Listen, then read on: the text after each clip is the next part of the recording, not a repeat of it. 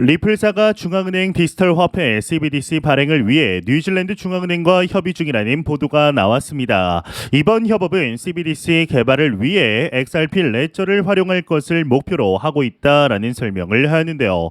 최근 XRP를 중심으로 과거부터 염원이었던 CBDC 관련 사업들이 가파르게 확장되고 있는데 구독과 좋아요, 알림 설정 부탁드립니다. 안녕하십니까. 암호화폐 정보를 전달해 드리는 닥터 비트맨입니다. 네, 주말의 마지막 일요일도 슬슬 마무리되고 있습니다. 어떻게 오늘 하루 잘 보내셨나요? 이번 주 14일부터 18일의 경우는 뉴욕 증시는 미국 소비력을 보여주는 소매 판매와 7월 연방공개시장위원회 FOMC 정례회의 의사록을 앞두고 조정 압력을 계속받을지 주목이 되고 있습니다. 이제 지난주 다우지수는 0.6% 오른 반면 S&P 500 지수와 나스닥 지수는 0.3%, 1.9% 하락해 엇갈린 모습을 보여주었는데요. 이 S&P 500 지수와 나스닥 지수는 2주 연속 하락해 조정 압력을 받고 있습니다. 나스닥 지수가 2주 연속 하락한 것은 지난해 12월 이후 처음이라고 볼 수가 있는데요. 이 나스닥 지수는 7월 고점 대비 5.6% 하락을 했으며 S&P 500 지수는 7월 고점 대비 3%가량 떨어진 상태입니다. 연초 이후에 다우 지수는 6.4%가량 오른 반면 나스닥 지수는 최근 조정에도 무려 30% 이상 상승을 하였는데 같은 기간 S&P 500 지수는 16%가량 상승을 하였습니다. 이 다우 지수는 상위 30개 기업, S&P 500은 말 그대로 상위 500개 기업, 나스닥 지수는 나스닥에 상징된 3천여 개의 기업을 추종하는 지수다라는 정도만 알고 계시면 이해하기가 참 쉬운데요.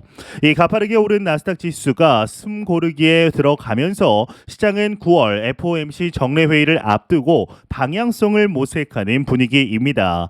이제 최근 발표된 인플레이션 지표가 둔화하고 있음을 시사하였으나 9월 회의까지 추가로 나올 지표들이 남은 만큼 연방준비제도가 금리 인상 종결 신호를 주기에는 이르다라는 분석도 나오고 있습니다.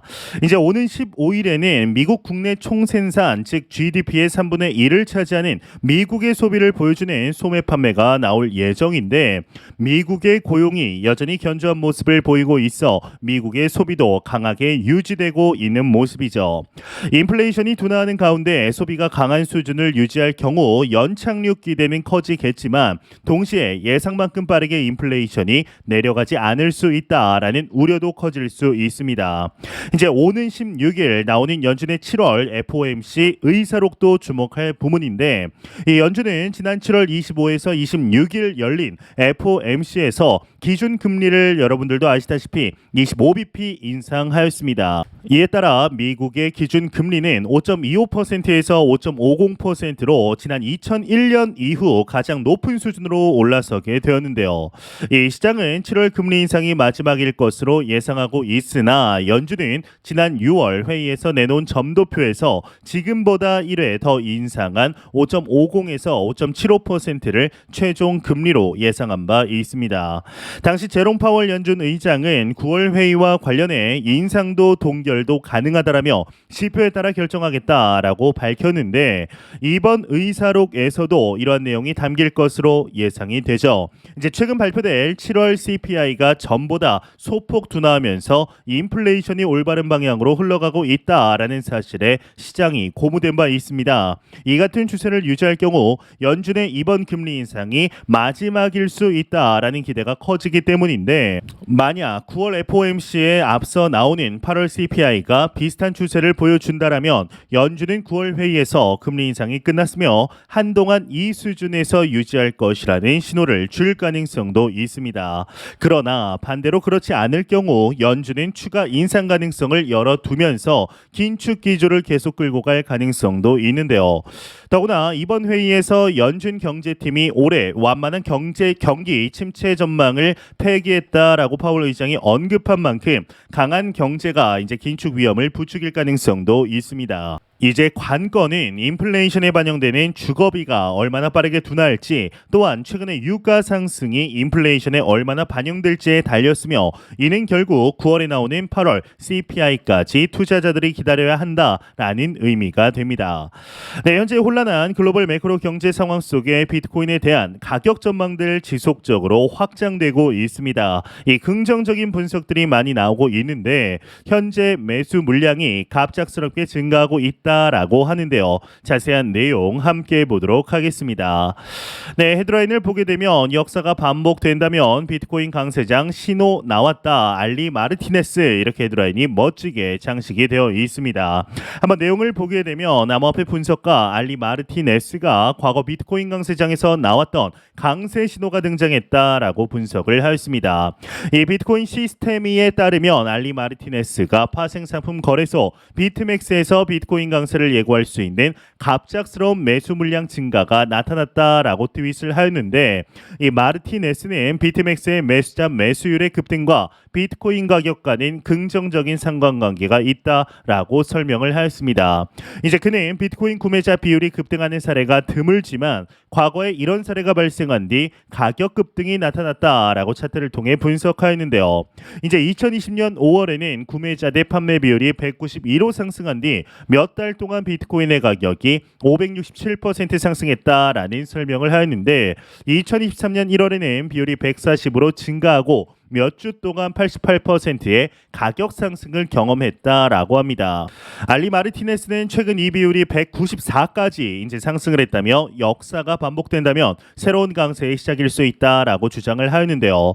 네, 여기 차트를 보시게 되면은 이렇게 수치가 올라간 뒤에 가격의 567%라는 놀라운 가격 상승이 겪어졌고, 이제 최근에 조정을 겪은 뒤에 다시금 높게 상승한 뒤에 88%의 상승을 했다고 합니다. 지금 보시면은 이제 이 차트가 구매자 대 판매 비율이 192까지 거의 역대 최고치라고 볼 수 있는데, 이렇게까지 높게 상승하였습니다. 그렇게 된다면 앞으로 과연 얼만큼의 상승이 일어나게 될지, 역사가 이제 반복이 된다면 말 그대로 폭등의 가능성이 나오고 있는데, 네, 현재 비트코인에 대한 가격적인 분석들은 꽤나 긍정적으로 흘러들어가고 있습니다. 이 애널리스트 플랜 B의 경우도 약 2년 후 신고점 경신에 대하여 지속적인 언급을 하고 있으며, 헤지 펀드의 베테랑 이 마크 유스코의 경우 또한 어제 비트코인의 공정 가치에 대해서 10만 달러다라는 언급을 하였죠.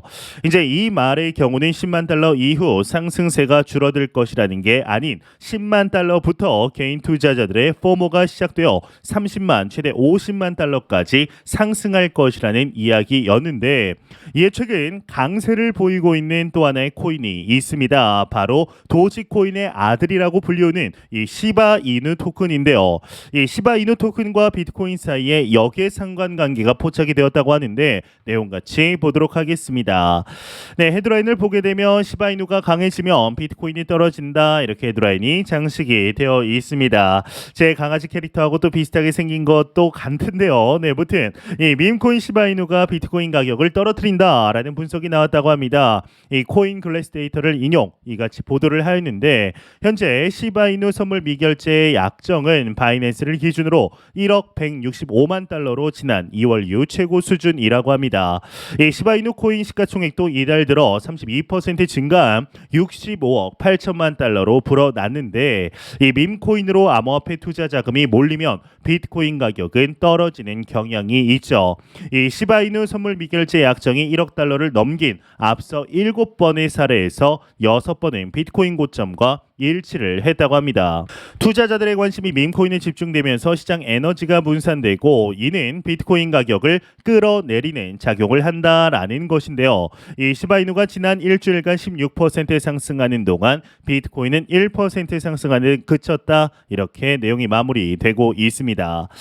네, 이제 지난 2021년 강세장부터 도지코인을 시작으로 이 밈코인 열풍이 불면서 최근에는 페페코인까지 열기를 이어나가고 있습니다. 있습니다.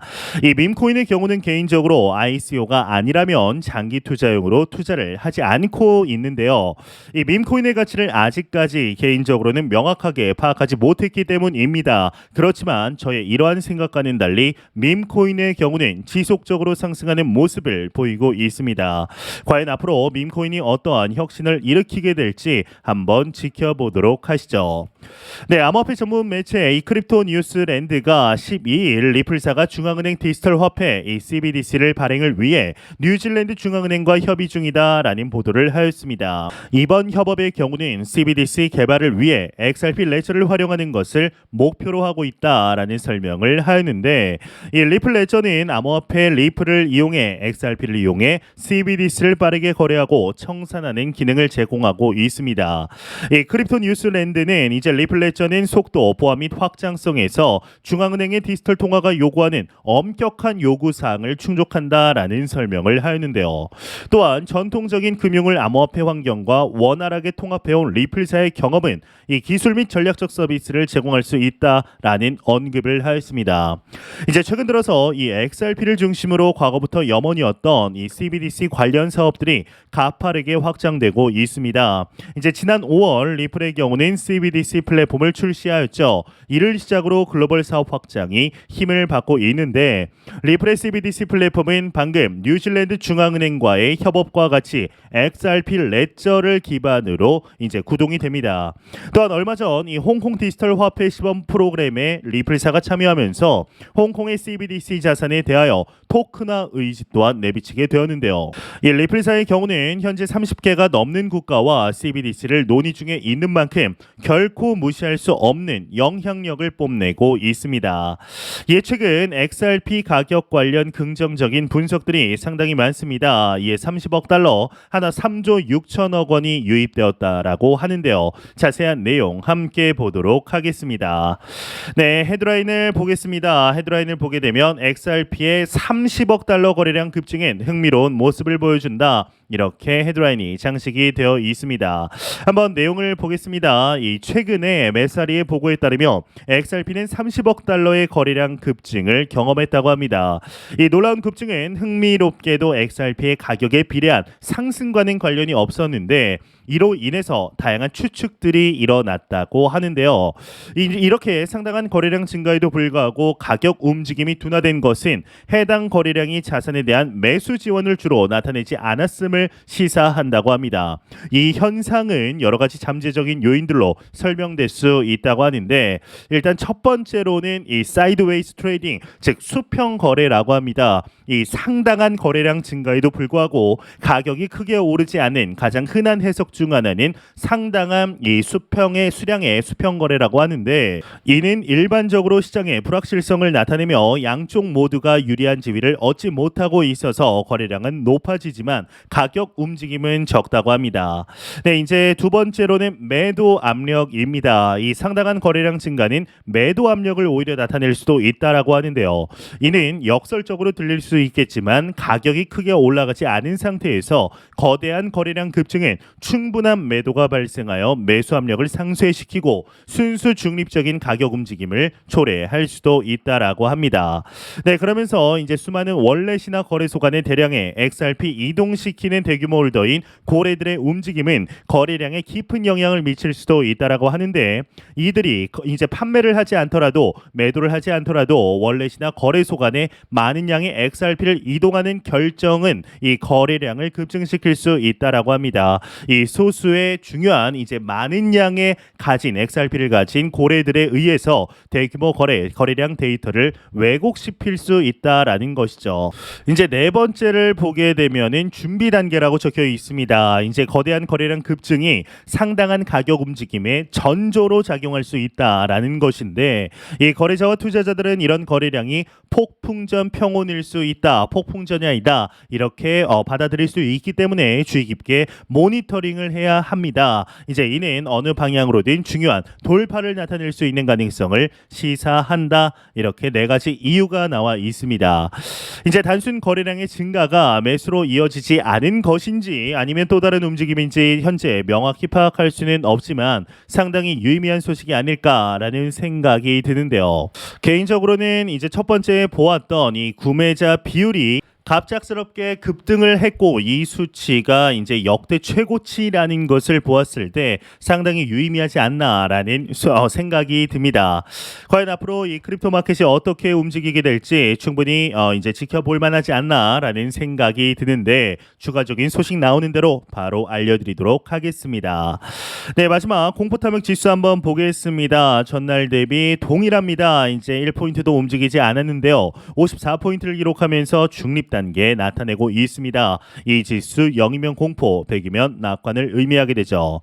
네, 현재 비트코인의 가격이 이 30K, 즉 3만 달러에서 강력한 저항에 막히면서 지금 사이클을 분석하는 투자자들이 늘고 있습니다. 이 비트코인 ETF나 페이팔 USD 같은 호재도 분명 반영되어 있기는 하지만 비트코인 가격에서 가장 중요한 것은 바로 사이클입니다. 이 호재와 사이클 중 어느 것이 더 중요하냐고 묻는다면 당연히 사이클입니다. 이 반감기와 이후 벌어지는 불장은 사이클만이 만들어낼 수 있습니다. 반대로 아무리 대박 호재가 나온다 하더라도 사이클상 불장이 아니라면 가격 반영에는 한계가 있는데요. 이 플랜B는 5개월 실현 가격이 2년 실현 가격보다 높아졌음을 언급하면서 역사적으로 향후 2년간 상승할 사이클에 들어섰다라는 분석을 내놓았습니다. 비트코인이 번번이 30에서 31K 선에서 막히면서 투자자들은 지루한 시기를 보내고 있는데 지금처럼 변동성이 작은 시기에는 레버리지 투자를 하기에도 한계가 있습니다. 실제로 선물을 해보면 지나치게 낮은 변동폭 때문에 매매가 상당히 까다롭다라는 사실을 실감하게 되는데요. 하지만 여러 분석가들은 이런 눌려있는 상황 이후에 상승장이 펼쳐졌음을 주장합니다. 지금을 초기 상승장으로 인식하는 투자자들도 점차 늘고 있습니다. 이럴 때 비트코인 현물을 꾸준히 매수하는 것과 동시에 수익률 증가를 위해 선물을 일부 하는 투자자들도 늘고 있습니다. 그렇지만 현재 우리가 지금 가장 우선순위에 두어야 하는 것은 선물이 아닌 현물을 꾸준하게 가격이 상승하든 하락하든 꾸준하게 매집을 하는 겁니다. 이렇게 매집한 효과는 그리 머지않은 시간 안에 우리에게 아주 큰 선물로 돌아올 것이라고 생각을 하고 있는데요. 제가 매형상 말씀드리지만 절대로 단기적인 시각으로 이 시장 바라보지 마시고 장기적인 시각으로 또한 오랜 시간 동안 함께 할 수 있는 여유 자금을 통하여 투자를 진행하시길 진심으로 바라보도록 보도록 하겠습니다. 네, 제가 준비해온 소식은 여기까지입니다. 영상이 도움이 되셨다면 구독과 좋아요 그리고 광고 한 편만 처음부터 끝까지 시청 부탁드립니다. 이 채널은 오직 광고 수익으로 운영이 되게 됩니다.